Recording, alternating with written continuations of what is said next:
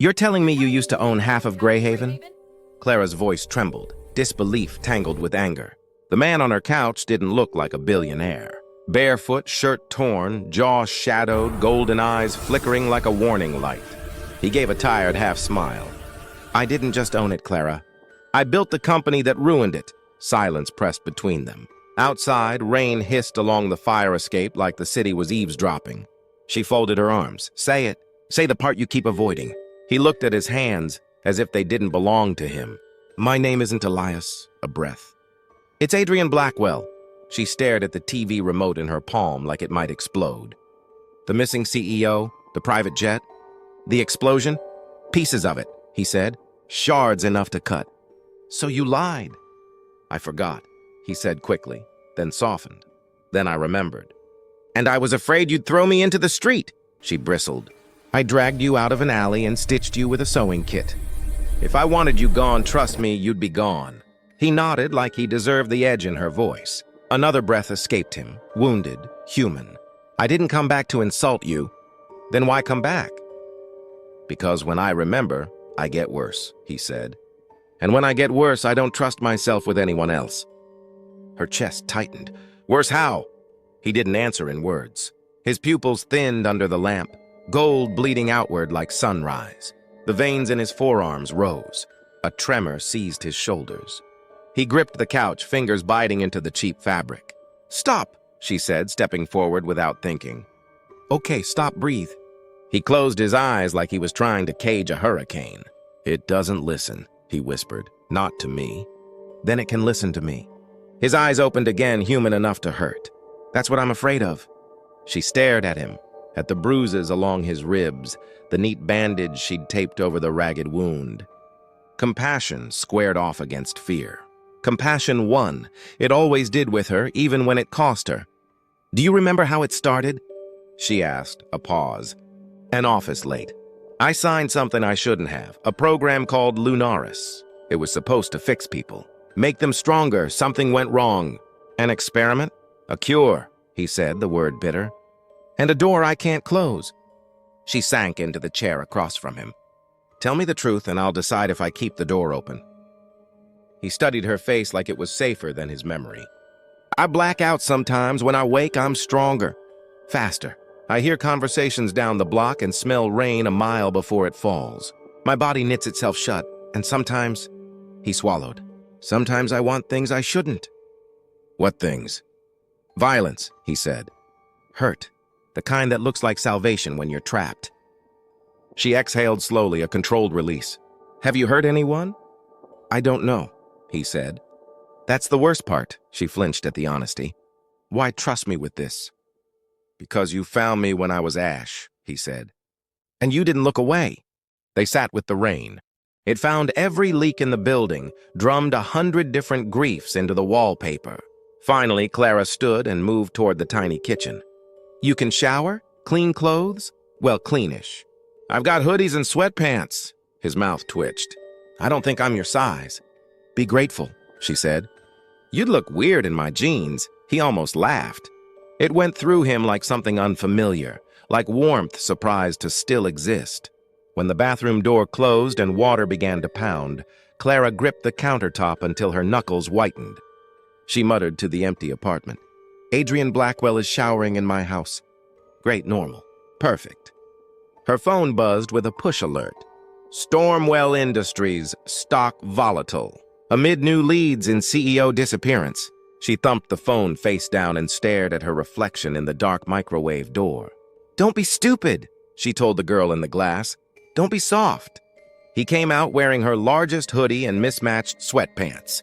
The hoodie swallowed him, the sleeves too short for his forearms, and somehow that made him more dangerous, like a knife wrapped in a sweater. Thank you, he said simply. Don't thank me yet, she replied. I need answers. I'll try. Who wants you dead? He considered. People who think I stole from them. People I did steal from. People who want what's inside me. I'm an investment now, her skin prickled. And me, what am I? He met her eyes. The only person who treated me like a person. She paced, words rising like steam. This Lunaris, that's your company? My signature, my board, my fault, he said. But Lunaris outgrew me. It was a separate division, compartmentalized. Dr. Von Mercer ran it. Brilliant, immoral. So he did this to you. Or ordered it, he said. Or sold the tech to someone who could. And now? Now the program works, he said with a grim twist. On me, which means it's valuable. Which means I either belong to someone or I'm a loose end. A siren wailed in the street. Both of them went still. He drifted toward the window without thinking, instincts angling toward the sound. Elias, Adrian, stop, she said. You don't have to watch for danger every second you breathe. Danger isn't punctual, he murmured. It doesn't knock, it climbs the fire escape. She stepped beside him. If anyone's climbing, they'll meet my neighbor's dog first. He glanced at her, a flicker of humor. Your neighbor has a dog? Breath that smells like old cheese and a mean bark. I envy the dog, he said softly. He knows who he is. She didn't plan to touch him, but her hand found his forearm anyway. The contact was small, steadying. His eyes softened, the gold dimming to warm brown. You're shaking, she said. I expected to run again, he admitted. It's the only part of me that never forgets. You came back. I didn't know where else to go. You could have gone anywhere, she said. He shook his head. Anywhere is a lot of nowhere. She let go of his arm. We need a plan. You're good at those? I'm good at surviving, she said. There's a difference, but I can fake the rest. He nodded. Say it. Tomorrow, she said, we test the edges. You say the changes get worse when you remember. Fine. We control the conditions. We pick a place no one can get hurt. We see what triggers it. His jaw tensed. You don't want to see that. I don't want to be surprised by it, she countered.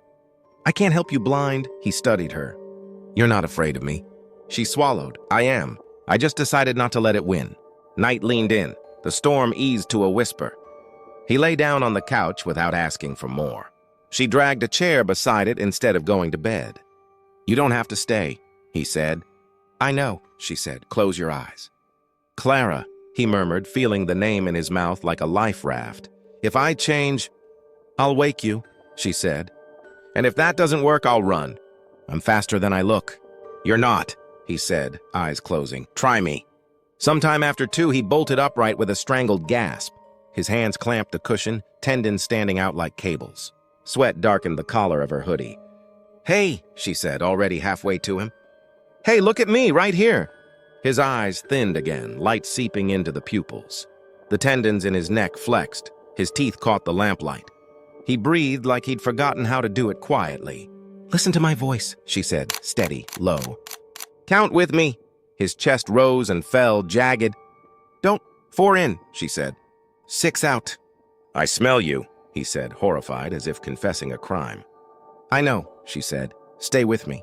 The change stalled, hanging like lightning that chose not to strike. His fingers loosened. He slumped back. Again, she said quietly.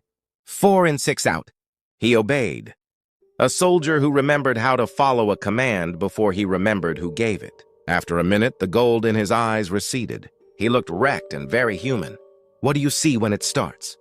She asked. Teeth. Not mine, he said. A room glass walls. Mercer's voice, he kept saying, accept the second nature. Like I had a choice. She swallowed her anger like acid. You do. It took the first part of you without asking. The second part is mine to argue with. You don't know what you're promising, he said. Neither do you, she said. So we meet in the middle. He almost smiled. It faltered. You're going to get hurt if you stay. I get hurt if I leave, she said.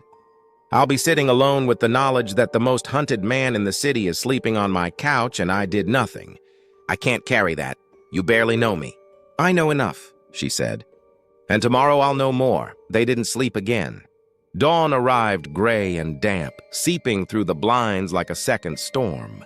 Clara brewed coffee strong enough to fight. He watched her move, the nervous grace of someone who'd learned to make space out of nothing. Do you ever get tired of saving things? He asked softly. Every day, she said, handing him a mug. Then why keep doing it? Because I remember what it felt like when someone didn't, she said.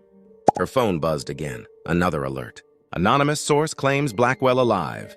His gaze flicked to the screen, then to her. If they come, we'll hear them, she said, voice flat. And we'll already be gone. They left by the back stairs.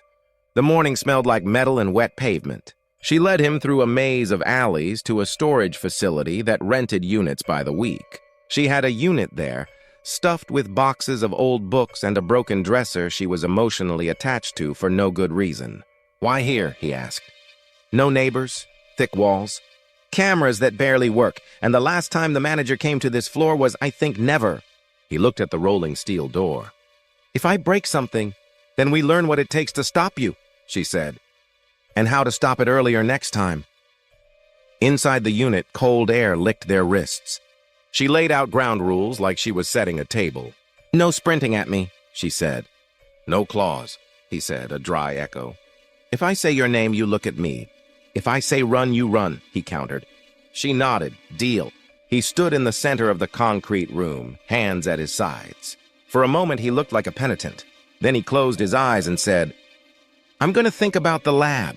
"Okay," she said, close enough to touch, far enough to flee. "I'm right here." He inhaled. Something in him tipped. The air changed temperature. He opened his eyes, and the gold wasn't a flicker. It was sunrise. "Clara," he said, and her name came out deeper, edged. "Don't let me—" "I won't," she said, stepping into his line of sight. "Stay with me, 4 in. 6 out. Look at me." He shook, every muscle making a separate decision. His fingers curled, nails catching light like something else wanted them longer. A growl built in his chest, low, involuntary, as if a second voice had woken. "Look at me," she repeated. And because he'd promised, he did. The growl faltered. He swallowed it like bitterness. His shoulders released by inches. "Again," she said, softer now. 4 in, 6 out. He survived the minute without changing. He survived the second minute. On the third, something in him lashed. Fast, mean, a crack of instinct. He moved before thought, a blur and a sound, and his palm hit the steel wall with a bang that shook the floor. He stared at the dent, horrified, breath tearing. "I didn't—" "I know," she said, already moving to stand between him and every other wall. "We're learning, that's all this is." "It wants out," he said. "It likes the strength." "Then teach it," she said. "Teach it that strength doesn't have to mean harm." He laughed once, sharp, pained. "You make it sound easy." "It isn't," she said. "But I'm stubborn. I see that." "Good," she said, now again. 4 in... A camera blinked red in the corner. "Dead yesterday, alive today." They noticed at the same time. He went still. "Clara." "I see it," she said, grabbing her bag. "We're done. We go." He stared at the lens, something ancient flaring in his gaze. "They're close." "Prove it later," she said, yanking the door cord. "Move." They slipped into the stairwell as footsteps echoed 3 floors below. He took her hand without asking. She didn't let go. They ran, and for the first time, the speed didn't feel like fear. It felt like choice. They burst through the exit into daylight, the door slamming behind them. For a moment, neither spoke. Rain had turned to mist, the air humming with electricity from the chase they hadn't seen but could feel closing in. Clara bent over, palms on her knees, lungs burning. "Tell me that was just paranoia." Adrian didn't answer. He was staring at the far corner of the street where a black sedan sat idling, too clean for this part of Greyhaven. The tinted window twitched downward an inch, enough to reveal a camera lens. "Not paranoia," he said quietly. She grabbed his sleeve. "Then we're leaving." He didn't move. "They'll have every intersection mapped. Then we don't take intersections." She dragged him down an alley between 2 half-collapsed warehouses. Steam hissed from a broken vent overhead, masking them for a moment. When they stopped again, her pulse thudded in her ears like war drums. "How long have they been following you?" she asked. "Since the crash, maybe before," he said. "Mercer wouldn't let an experiment wander." "Experiment," she repeated. "You keep saying that like it's normal." He met her gaze, and for the first time there was no pretense left. "They rewired me, Clara. I'm not sure where I end and it begins." "You're still talking, that's the start." Something cracked above them, metal shifting. They both looked up. A shape moved across the scaffolding. Clara didn't wait to confirm. She shoved him toward the far end of the alley. "Move!" A dart hissed through the air, embedding in the brick beside her head. Adrian whirled, eyes flashing gold. Two figures stepped from the shadows. Black tactical suits, visors reflecting the wet light. No badges, no names. "Adrian Blackwell," one of them called. "You're coming with us." Adrian's voice dropped to a growl. "Tell Mercer I said no." The man raised his weapon again. Wasn't a request. Clara didn't think. She grabbed a trash can lid, hurled it like a shield, and yelled, "Run!" Adrian moved before the lid hit the ground. The dart meant for him snapped in half midair. He was faster than anything human, too fast. One of the men lunged, and Adrian caught his wrist, twisting just enough to make bone crack. The second swung a baton. Adrian ducked, swept his legs, and the man hit the pavement hard. For 3 seconds, Clara saw the other side of him, the one the experiments had built. Strength, precision, something predatory under control by inches. "Adrian!" she shouted. "Stop!" He froze. The sound of his name, her voice, cut through whatever had risen in him. He stepped back, chest heaving, eyes still wild. "I didn't mean—" "I know." She grabbed his hand. "Come on." Before more show up, they disappeared into the industrial maze. Behind them, the downed agents stirred, one muttering, "He's evolving." They made it 2 blocks before she spoke again. "You could have killed them." "I wanted to," he admitted. "Then why didn't you?" "Because you called my name." That shut her up for a few steps. They stopped beneath an overpass, the sound of cars above a low thunder. He looked at his hands, still trembling from what almost happened. "I don't know how to live in this body," he said. She reached for him, "Then learn in mine. For now." He blinked, startled by the words. "That's not how this works." "It's exactly how it works," she said. "You need an anchor. You need rules. You need someone who doesn't flinch when you snarl." He laughed softly. "And you think that's you? I dragged you out of a dumpster, patched your wound, and watched you punch through metal.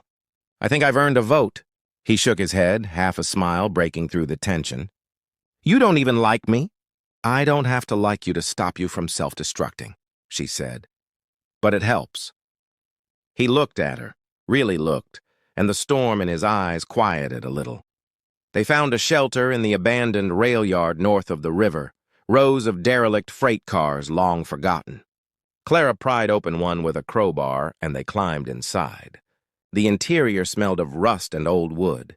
She dropped her backpack, sank against the wall, and said, "We need to plan." "You said Mercer ran Lunaris? What's his end game?" "Control," Adrian said.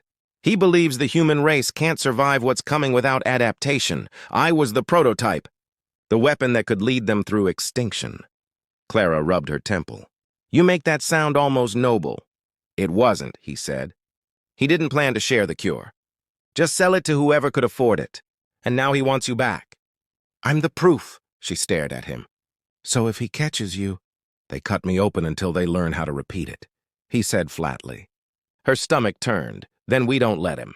He smiled, faint and sad. "You say that like it's easy." She met his gaze. "Nothing worth surviving ever is." He sat beside her, close enough that their shoulders brushed. For a while they said nothing. Outside, the world hummed with distant traffic and the soft hiss of rain on steel. "When you said you heard rain before it falls," she said finally, "does it ever sound like this?"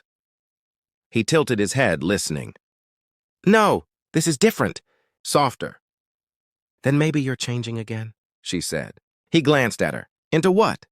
"Something human," she said. The corner of his mouth lifted. "Don't get sentimental. Too late." They sat that way until the gray light thinned into dusk. She drifted half asleep against the metal wall. He watched her, thinking of all the things he should have said before his life exploded, before the crash, before the curse, before the world turned gold around the edges. "Clara," he said softly. She stirred. "Thank you." "For what?" "For treating me like a man when I barely remember how to be one." She opened her eyes, looked at him through the dimness. "Just don't make me regret it." He smiled, and for a heartbeat, they were almost safe. Then his ears twitched. He sat up fast. "Engines," he said, "close." Clara grabbed her bag. "How close?" He listened. 2 blocks. "Drones," she swore. "They're tracking your signal somehow." He shook his head. "Not mine." "Yours, the phone." She pulled it from her pocket, eyes wide. "I turned off location. They don't need GPS," he said. They need the tower ping. Without hesitation, she threw it out the open door. It hit the tracks and shattered. Now what? She asked. He took her hand again. Now we run. They sprinted across the rails as the first drone whirred overhead, red light sweeping like a blade. Adrian vaulted a fence, hauled her up after him. They hit the ground hard on the other side. He covered her with his body as the drone fired a burst that scorched the fence. Go! He barked, shoving her toward the shadows. She stumbled, caught herself, and shouted, Don't you dare die on me!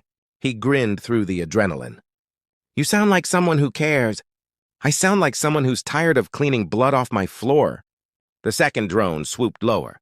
Adrian grabbed a loose length of pipe and hurled it with inhuman precision. The metal rod punched through the drone's rotor. It spiraled and crashed, flames sputtering against wet concrete. The remaining drone veered away, broadcasting static. He turned back to her, panting. That won't stop them long. Then we find somewhere new. He looked at her like she was a miracle and a bad idea all at once. You're going to get killed following me. Maybe, she said, brushing past him. But at least I'll have a story worth dying for. He followed, unable not to. They disappeared into the skeleton of Greyhaven, hunted but alive. Somewhere far above, Vaughn Mercer watched through another feed, lips curling. Still thinks he's human, Mercer murmured. How quaint. They cut through a market that never really closed, weaving between tarps and puddles. Clara bought a cheap, prepaid flip phone with cash, smashed the camera with a lighter, and pocketed it without turning it on. Adrian watched her move, efficient, decisive, too calm for the danger. She didn't pretend not to be scared. She just refused to be ruled by it. We can't run forever, she said. We can run long enough to make them tired, he said. They don't get tired. People like Mercer outsource fatigue. Then we make him feel something he can't outsource. Like fear? Like loss? She stopped under a burned-out sign, studying his face. Who do you trust? Past tense, he said. Trusted once.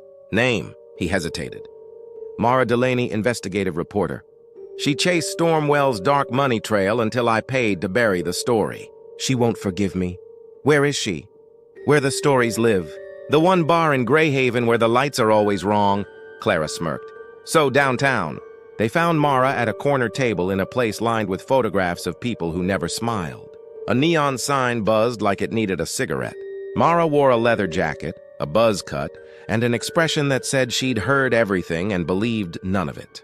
She looked up when Clara slid into the booth first, then noticed Adrian hovering like an apology. You have nerve, Mara said, and not much survival instinct.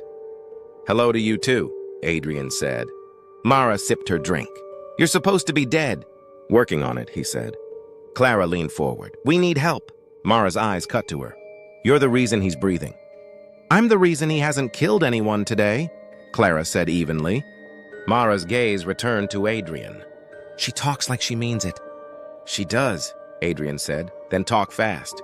I give you 5 minutes before a very expensive problem walks through that door. Adrian told her the short version. Lunaris, Mercer, the crash, the changes. Mara didn't interrupt, didn't blink much, just watched a man confess to being a headline and a monster in the same breath. You want me to blow this open? She said when he finished. I want you to make it impossible to keep quiet. Mara drummed her fingers on the table. I went after Lunaris.NDAs, sealed filings, subcontractors that disappear. Your board buried something big. I know, he said softly. I helped. Mara's jaw ticked. Why me? You have lawyers. Fixers. They're the problem, he said. You're the cure. Mara stared at him a long beat, then at Clara. And you? Clara shrugged. I'm here because I found a man bleeding and decided not to let him die. Everything after that is a consequence I can live with. Mara's mouth tugged upward. That's either the stupidest or the bravest thing I've heard this year. She looked back at Adrian. I want Mercer's real files. Not the sanitized garbage. Where? Lunaris kept a shadow archive off the main servers, she said. If I'm right, it's air-gapped, physical. Inside the old Stormwell tower. Adrian went still. In the vault. You know the one, Mara said. The engineers called it the hole. 1 entrance, 2 locks, a biometric and a voice print. Clara watched Adrian's face change as he calculated. My biometric won't match, he said. They flagged me as deceased. And my voice print, Mercer probably changed the passphrase, Mara said. But we don't need your old voice. We need his override. Mercer's voice. Mara nodded. You can mimic, can't you? Adrian blinked. No, Clara cut in. He can't mimic. But he can get to Mercer. She turned to Adrian. Tell me I'm wrong. You're not wrong, he said. You're just assuming I survive it. Then we don't do it alone, Clara said. Mara, if we get proof, do you publish? I'll live stream, Mara said. And I'll put 3 other outlets on a timed release, so if I'm silenced, it still goes. Adrian exhaled. Then we need bait. You mean me? Clara said. No, he shook his head hard. Absolutely not. Mercer won't come out for anyone else, she said. He wants leverage, I'm leverage. Mara looked between them like a referee about to throw a flag. I'm not a fan of this plan. Me either, Adrian said. Good, Clara said. We're aligned. Now tell me why it's the only plan that works. It isn't the only plan. It's the plan he'll fall for, and you know it, she said. He thinks you're an animal in clothes. He thinks I'm a leash. Adrian's hands closed into fists. You're no one's leash. Then prove it, she said gently. Let me walk him where we want him, Mara sighed. I hate that I like this. Record everything, Clara said. You'll have eyes and ears. Adrian stared at Clara like she'd volunteered to dive into a burning house. If anything goes wrong, you'll hear me. She touched his wrist, and you'll come closer. They staged it fast because there wasn't time to be clever. Mara sent a message through a burner channel she knew Mercer watched. Package located, proof of Blackwell alive, willing to exchange. A meeting point chosen by him, which meant his cameras, his people, his rules. You'll be watched the second you enter the block, Mara warned. Keep your head down. We'll be 2 blocks away with a line of sight. Adrian didn't like any of it. He'll take you. He'll try, Clara said. And you'll let him until he's where we want him. Clara, say yes, she said, because you trust me. Because I trusted you when you were shaking in my living room and I could have called an ambulance instead. His throat worked. Yes. The meeting was set for midnight at a private garage under the old financial district. Clean concrete, good acoustics, and a single elevator that vomited you into a glass foyer like a fishbowl. Mercer liked symbolism. Clara went alone. Her heart beat so hard it made her hands buzz. She counted her breaths the way she'd taught Adrian. Every step forward was a decision to be brave now and afraid later. The elevator opened into light as bright as a confession. Vaughn Mercer waited with 2 guards and a smile that didn't reach his eyes. He was the kind of handsome that made you forget to check for knives. Ms. Vale, he said like they were at a fundraiser. You're punctual. You're predictable, she said. Where is he? Close enough to smell you. Mercer's smile sharpened. He's evolving faster than projected. Fascinating. You want him, she said. He wants you, I want the truth. The truth is messy, Mercer said. It doesn't photograph well. Then say it ugly, she said. Mercer stepped closer, studied her like a lab sample. He imprinted on you, interesting. Don't make it weird, she said. Everything human is weird when you look closely, Mercer said. He gestured to the guards. Search her. They patted her down, found the mic in her sleeve, and tossed it aside. Mercer tisked. You and Ms. Delaney still talk? How nostalgic. Hi, Vaughn.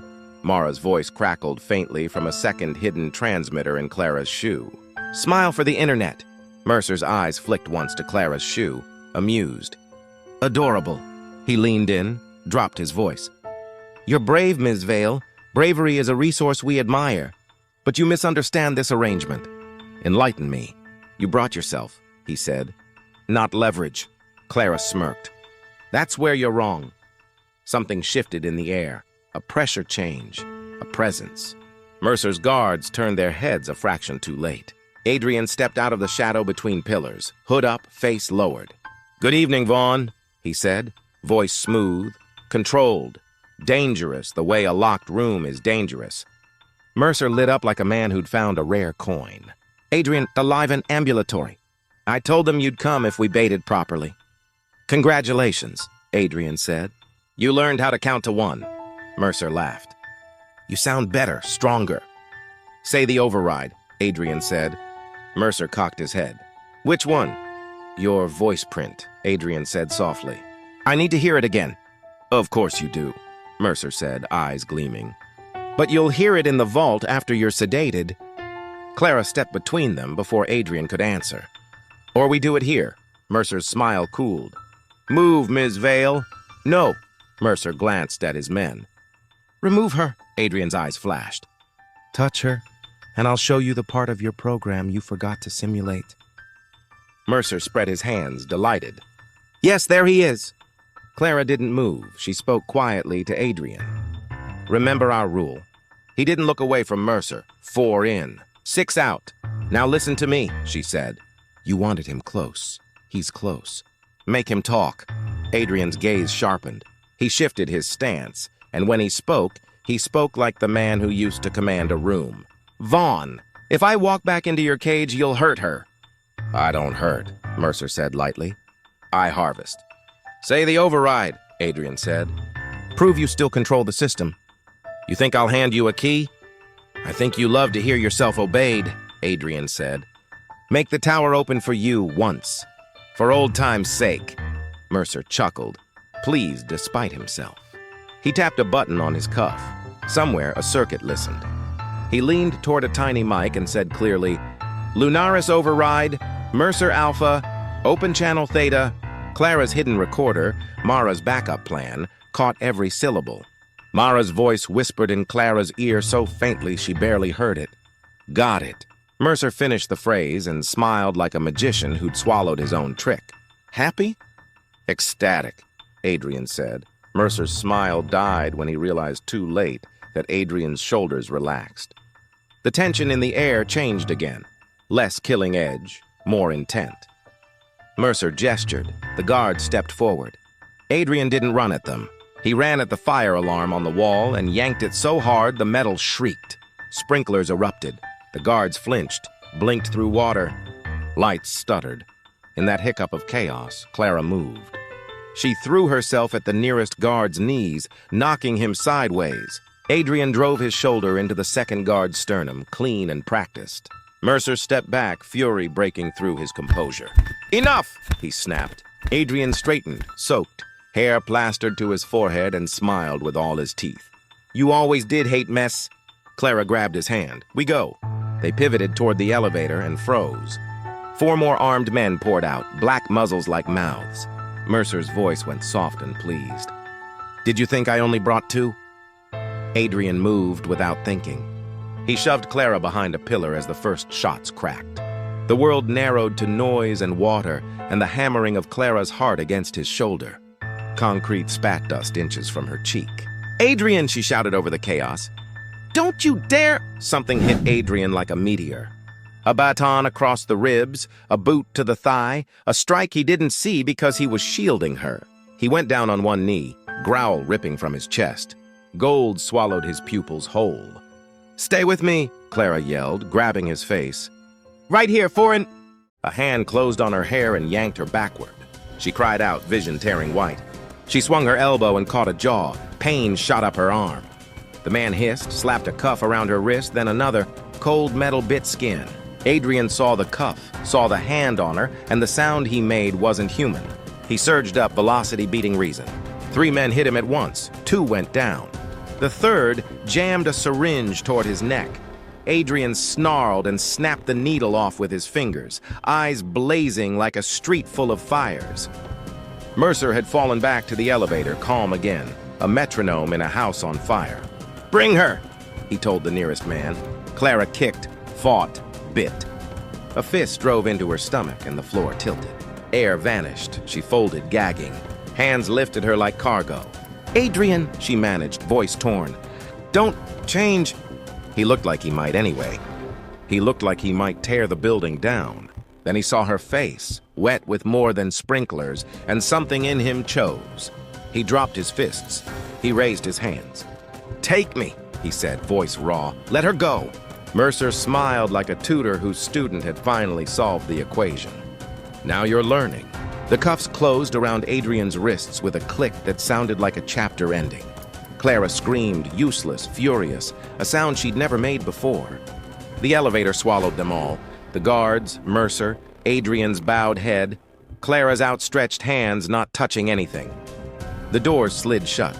The garage rang with the echo of rain. Clara knelt on wet concrete, breathing like the world was a cage.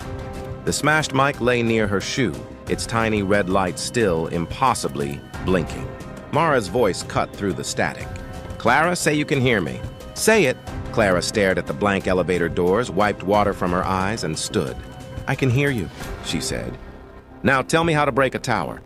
Clara wiped water from her eyes and forced her breathing to steady. The concrete trembled beneath her boots. The elevator was moving again. She gripped the railing, mind racing. If Mercer had him, the only way up was through the tower that had created the monster in the first place. "Mara," she said into the mic, "send me everything you have on Stormwell's internal systems. Schematics, security rotation, anything." "Already on it," Mara's voice crackled. "You sure about this?" "No," Clara said. "But I'm done being the bystander in someone else's story." By the time the sirens converged on the street above, she'd slipped through the stairwell hatch, climbed into the maintenance tunnels, and vanished beneath Greyhaven. The Stormwell Tower still reached for the clouds, a monument of glass pretending it didn't hide a prison underneath. Inside, Adrian sat in a steel chair that hummed faintly. The restraints didn't hurt, they listened. Every pulse of his heart made the machines twitch. Mercer circled him. "You think you're broken," he said. "You're not. You're unfinished." "Let me finish you." Adrian kept his gaze down. "You've never finished anything that didn't bleed."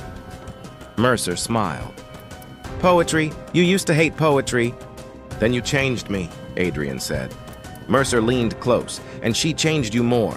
That's why she'll be useful." Adrian looked up. "If you touch her, save your threats," Mercer said. "You surrendered to save her. That tells me everything."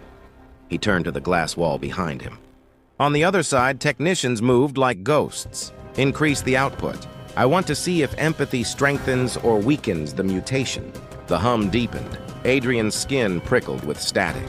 He closed his eyes, fought the instinct to let the beast out. Not yet. Not until she was safe. Clara reached the tower's sub-basement through an access duct Mara had mapped from memory. The air tasted of ozone and recycled fear. She dropped into a corridor lined with humming cables and followed the noise. Steady, electric, wrong. "Mara," she whispered, "I'm in." "You have 3 floors before you hit the vault level. Cameras on the main hallways are looping. 10 minutes max." Clara crept forward. Every corner smelled like money spent on secrecy. A guard rounded the bend ahead. She pressed against the wall, waited for his footsteps to pass, then slid the stolen keycard through the reader. The door clicked open. Inside, the vault. And through the glass wall, Adrian. For a heartbeat, she froze. He looked up as if he'd felt her enter his pulse radius. The sight of her nearly shattered his control. Mercer turned at the movement. Our constant variable." Clara stepped through the door, heart hammering. "Let him go." Mercer tilted his head. "Or what? You'll reason me into regret." "I'll expose you," she said. "Everything you've built, everything you've broken, Mara has it all." Mercer's eyes glinted. "You think data frightens men who trade in extinction?" "Watch." He pressed a button. The restraints released. Adrian stood unsteady. Mercer stepped back. "Show her what you really are." Adrian's jaw clenched. "Don't." "You can't fight biology," Mercer said. "She'll see the truth anyway." The surge hit like lightning. His back arched, bones shifted. The room filled with a sound older than words. Clara stumbled back but didn't run. The man she'd pulled from the alley wasn't gone. He was inside the beast, fighting to stay. "Adrian!" she shouted. "Look at me!" He turned. The eyes were gold fire now. His voice came through it, strangled. "Run!" "No," she said. 4 in, 6 out. "Remember?" He shuddered, the rhythm catching in his lungs. Mercer watched, fascinated. "Incredible," he whispered. "Even in transformation, he obeys her cues." Clara snatched a fallen baton from the floor and swung at the control panel. Sparks exploded. The hum died. Mercer cursed and lunged, but Adrian moved faster, slamming him against the glass. "End it," Mercer gasped. Adrian stared at the man who had unmade him. "No," he said. You don't get to make me what you want. He dropped Mercer, turned, grabbed Clara's hand. We go. They ran through smoke and alarm klaxons. Security lights strobed red and white. Mara's voice screamed in Clara's ear, "You've got 20 seconds before the lockdown hits." They burst onto the roof as helicopters swarmed in the distance. Wind whipped their clothes, rain slicing sideways. The edge of the roof beckoned like a dare. "Jump?" Clara said. Adrian looked down at the service scaffold 5 meters below. "We won't die." "That's not reassuring." He smiled, teeth still a little too sharp. "Trust me anyway." They jumped. The impact jarred her knees. He took most of it, pulling her against his chest as they rolled. They hit the adjacent building hard, but alive. He laughed once, wild and free, and she did too because the world had finally stopped spinning. Hours later, they sat by the river, watching the tower burn from afar. Sirens wailed, news drones hovered. Mara's voice came through a salvaged earpiece. "The feed's viral, Mercer's gone, the files are everywhere. You two are ghosts now." "Thank you," Clara said. "Don't thank me. They'll rebuild, they always do. Then we'll keep breaking them," Clara said. Adrian watched the flames reflected in the water. "You should walk away while you still can." "Not a chance," she said. "Someone has to teach you how to breathe."